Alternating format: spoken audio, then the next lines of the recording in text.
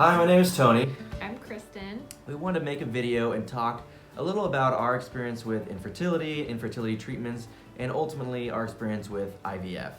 Before we get to that, just a little bit about ourselves. We're both from the West Coast. I'm from California. I'm from Oregon. We met in college in Idaho, and shortly thereafter we got married in 2012. And about 5 years later, in 2017, we thought we'd like to start a family and start trying for a baby.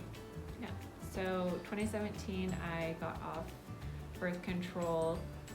We started trying. It was a very stressful year for me, and I have a irregular menstrual cycle, so we're like, this could take a while.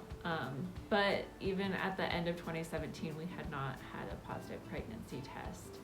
So going into 2018, we became a little bit more serious. Started tracking my cycles with an app on my phone, using ovulation strips. And 2018, we waited about 6 months trying that, and still no positive pregnancy tests.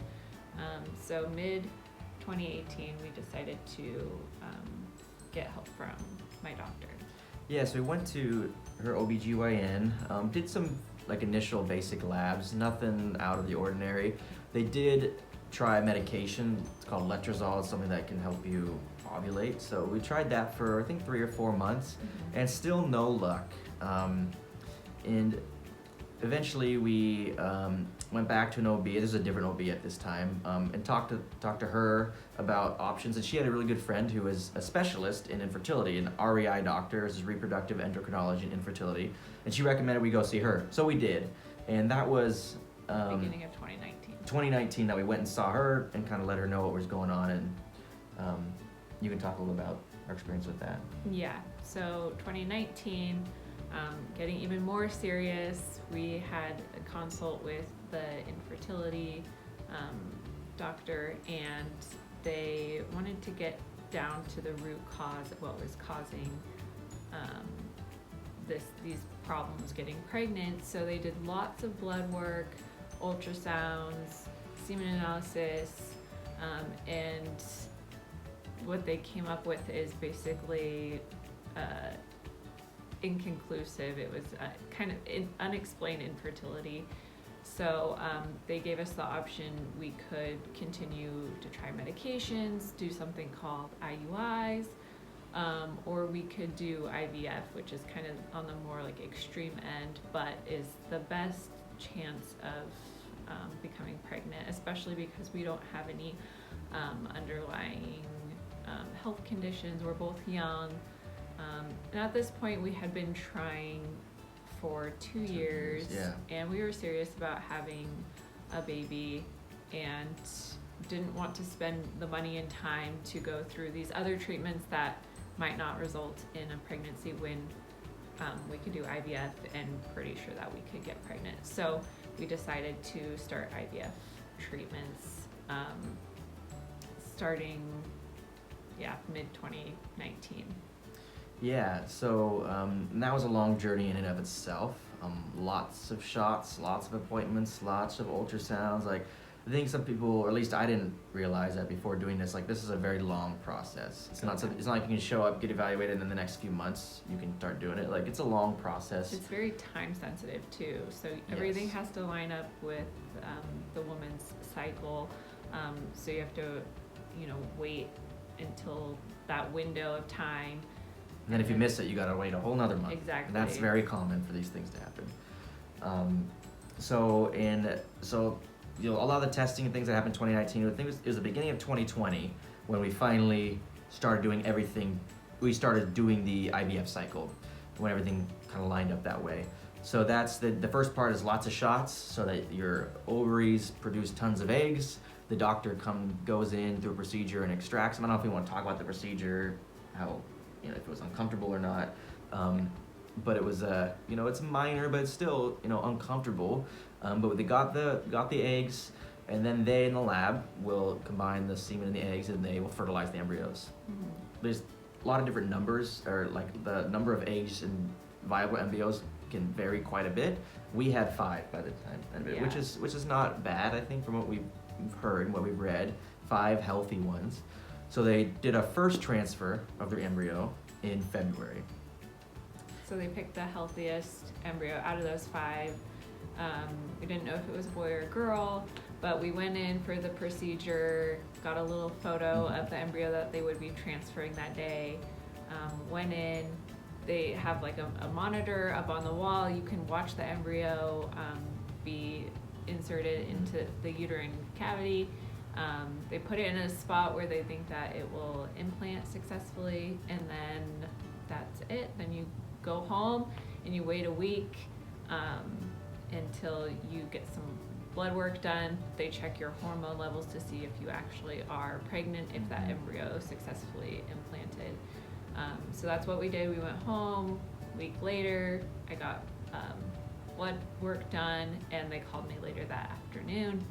And earlier that day, I had taken an at-home pregnancy test, and it showed that I was pregnant. So I was very hopeful when I got that phone call.